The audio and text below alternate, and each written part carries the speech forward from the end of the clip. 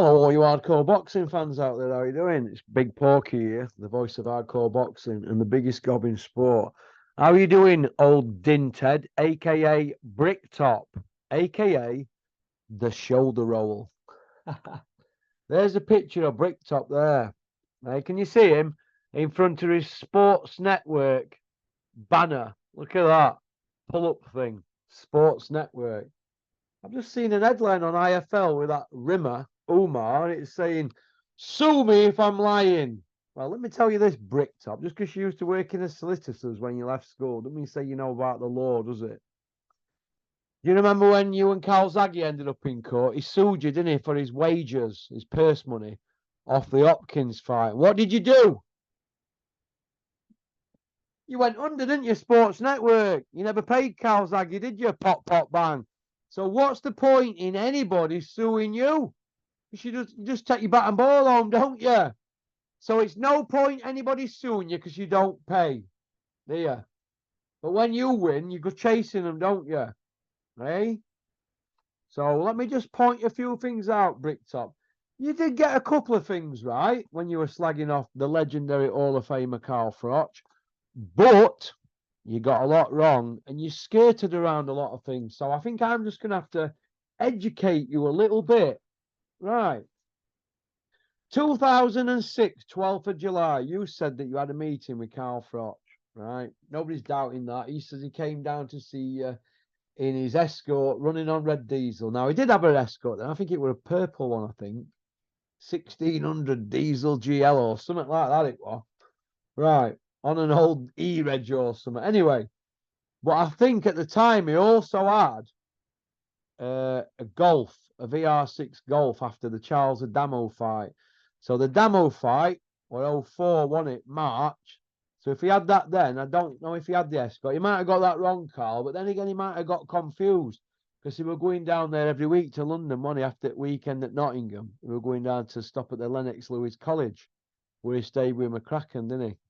And they built a good bond up together. You know that sort of bond, don't you, Bricktop, where fighters pay the trainers 10% from the first fight to the very end, even when they're earning multi-millions, multi-sufly, swimming in Chochai. You know what I mean, don't you, Bricktop? Building tower blocks in Nottingham. Right. So we know where we are now then. So we got that one right about the car thing. I think Carl got that wrong, and I think I'm right on that. We're a Golf VR6. And if you're looking at March, April 2004, it'd have been an 04, wouldn't it? Right? 04, or a 53 plate, something like that, but it was brand fire new. Right. So let's get that right. Colin in the Froch, whatever, that's just petty, in it, right? Froch versus Jake Paul. Why have you got a problem with that? Carl Froch has been retired 9 years. Tyson Fury is still the heavyweight champion of the world, fighting non-boxers. Carl Froch has retired. He's not got a belt. He's not in boxing no more. It'd be like an exhibition, wouldn't it? Tyson Fury is the heavyweight champion of the world. That comes with some responsibility. You forgot to mention that, didn't you? Bricktop. You shoulder rolled on that one, like in profile picture. Here, look at you. When you do that with your head, Frank, that's when you lie. You know, when you do that Del Boy thing with your head to the side. Del Boy does it, doesn't he? You know, it nags head and only fools and horses. Well, when you do that, that's when you're telling whoppers. Right. So July the 12th, 2006. That's after the Brian McGee fight. Now, you do remember Joe Calzaghe pulling out the Brian McGee fight when Brian McGee were undefeated, don't you, Bricktop? Well, when the Cobra fought him, he was 25-2, age 30. Right? 25-2, age 30. Now, Calzaghe didn't want to fight McGee because McGee was a southpaw like him. So your advantages are cancelled out, aren't they? Now, Brian McGee ended up with a career 36-5-1, British European champion, WBA and IBO world champion at super middleweight. He was also an Olympian. He went to the Olympics in Atlanta in 1996. Right? 1996 were at the Olympics. So, right, let's get to the rankings. Who were number 1 at the time and who were number 2 and all that. Yep, you were right. Carl Froch number 3. But the two guys above him were Jeff Lacey, right, and Librado Andrade. Now, Andrade, he got done by Butte, didn't he? Froch done Butte, didn't he? Now, Jeff Lacey, he got done by Calzaghe. Fair enough. Jeff Lacey then fought Taylor, didn't he? Lost to Taylor. Froch done Taylor. Hopkins seen the Taylor fight and thought, oh, I don't want none of Froch. Now, you show me paperwork, Bricktop, where Carl Froch was offered the Bernard Hopkins fight. Show me paperwork. Carl Froch were a 168 all his career. You show me paperwork we were offered the Hopkins fight. Hopkins went from 160 to 175 and 170. Fought Kelly Pavlik. You mentioned Kelly Pavlik, didn't you? Kelly Pavlik, right? Listen to this one. Were dragged up £10 to fight Bernard Hopkins. He was a middleweight, dragged up £10. Hopkins came down £5. So you keep going on about that one. Listen, I'm going to say this to you, Bricktop. You wanted options on Carl Froch. You know the famous 45-page contracts that you waffed about. So he's got to beat Calzaghe twice and then fight more fights for you. Listen, when he came down to see you, a British and Commonwealth champion, Calzaghe wanted to get him before he were a bit more seasoned, didn't he? But when you're number 3 in WBC rankings, you're more or less mandatory, aren't you? Because the two above, Lacey and Andrade, well, they're not really that much. They're not really that much good, were they? Really, you know what I mean? Andrade never fought Calzaghe, did he? But when Calzaghe was batting Froch away, when he was the champion and Froch was the mandatory, you were right. September 07 until the July. You vacated on the last day. The last hour, in fact. The last hour. I mean, come on, Bricktop. You forgot about that, didn't you? You vacated to step up. Step up a weight. Oh, my God, I couldn't believe it.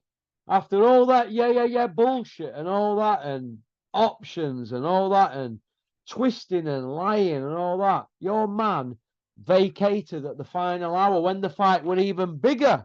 It weren't big then when Froch were number 3.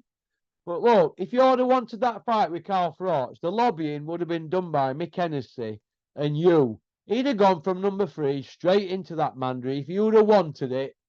If you'd have wanted it. But we all know what happened, don't we? Froch ended up having to fight Robin Reed, didn't he? Well, you fought Kessler. He fought Robin Reed. He did a better job on Reed than your man did on Reed because Reed beat him, in my opinion, and lost a split. As regards the Kessler fight, Joe Calzaghe signed to fight Mikkel Kessler in Denmark. You forgot about that one, Bricktop, didn't you? And what happened? They changed it to fight in UK, didn't they? And they paid your man extra money, which you got a cut of. And it was a lot of money, wasn't it, Bricktop? So your man didn't fancy it in Denmark. The Cobra did. He had to boil down because they changed plans, didn't they, on the Wednesday and flew him out there. I thought he won, actually, by 2 rounds like HBO. He even dropped Kessler, but that's why you didn't go out there, because you don't get no favours in Denmark on a sewer Ratland show, do you? But let's go through another few fights you're on about there. Denny Sinkin, you said Froch went the Denny Sinkin route, eliminator. Carl Froch never fought an eliminator for any belts at world level.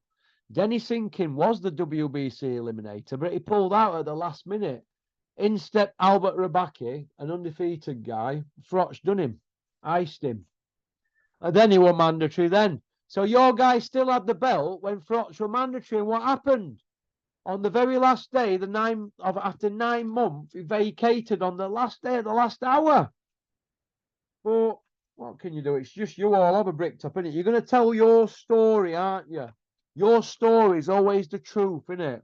Why don't you tell everybody how you knocked back the Jermaine Taylor fight after he'd done Hopkins twice? Your guy didn't want that. He didn't want Kelly Pavlik, did he?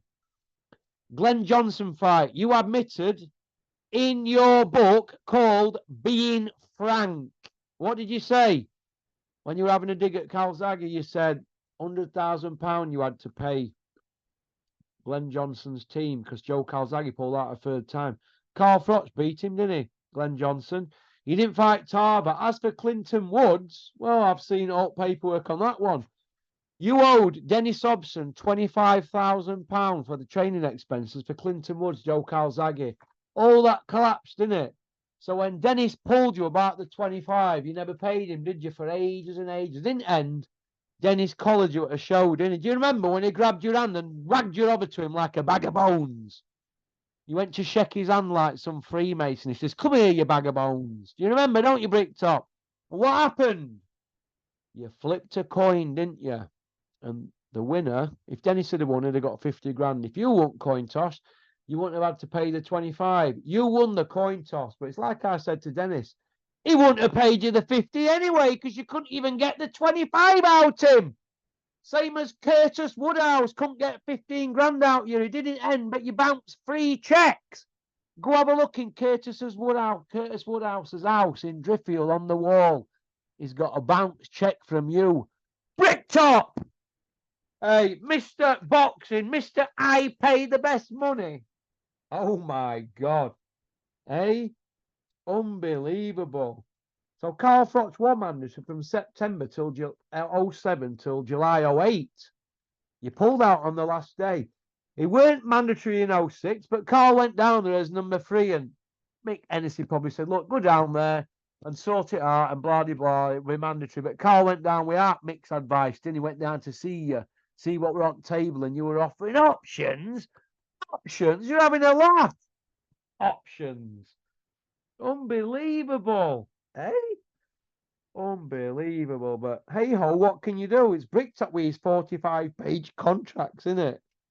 Unbelievable. You forgot to mention about Peter Manfredo. You did mention him, but you didn't go into detail. Peter Manfredo, the reality TV star who you put your guy in with, lasted 4 minutes, didn't it, the fight? Or just under 4 minutes. How embarrassing was that? Hey, you put Jeff Lacey and Kessler on Calzaghe's record at super middleweight. Jeff Lacey, Mikael Kessler and Robin Reed. I thought Reed beat him.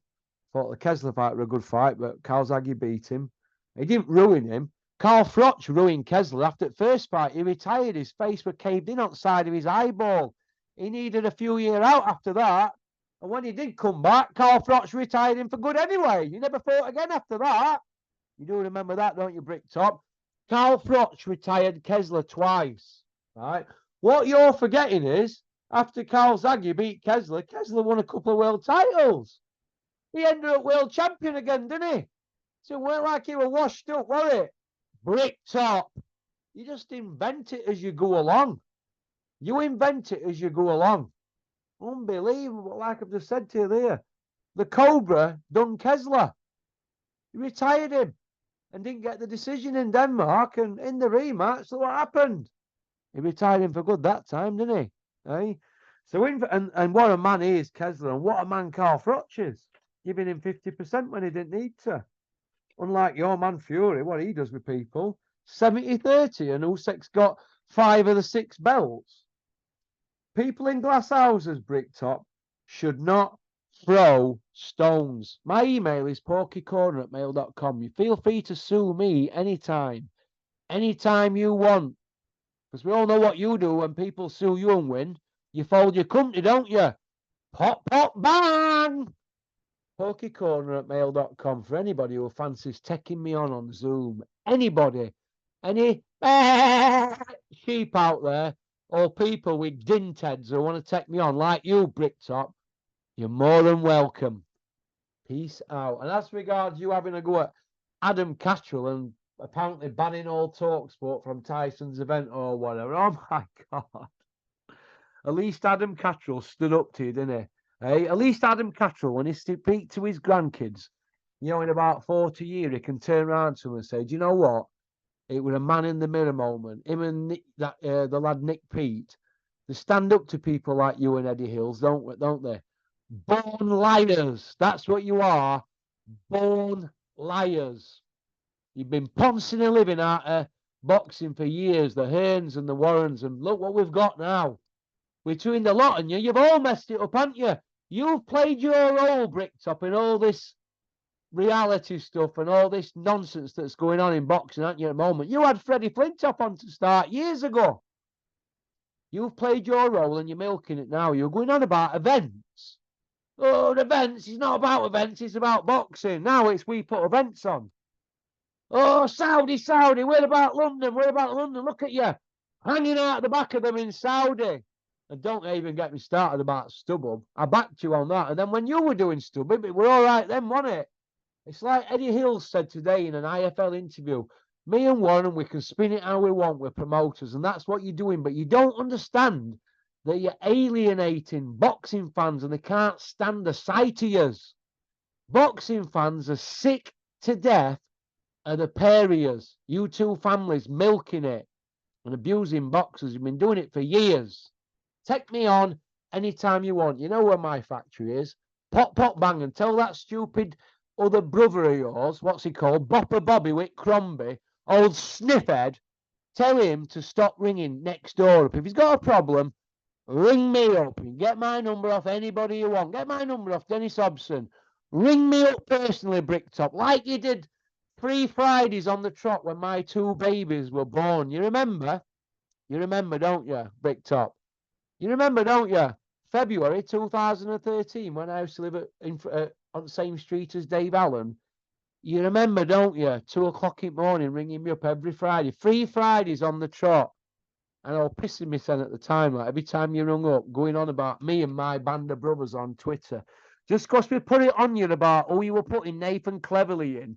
You were putting Cleverly, a WBO champion, who, by the way, got his belt because Jürgen Bremer couldn't come to fight him in England because he had bail conditions in Germany. He couldn't leave country.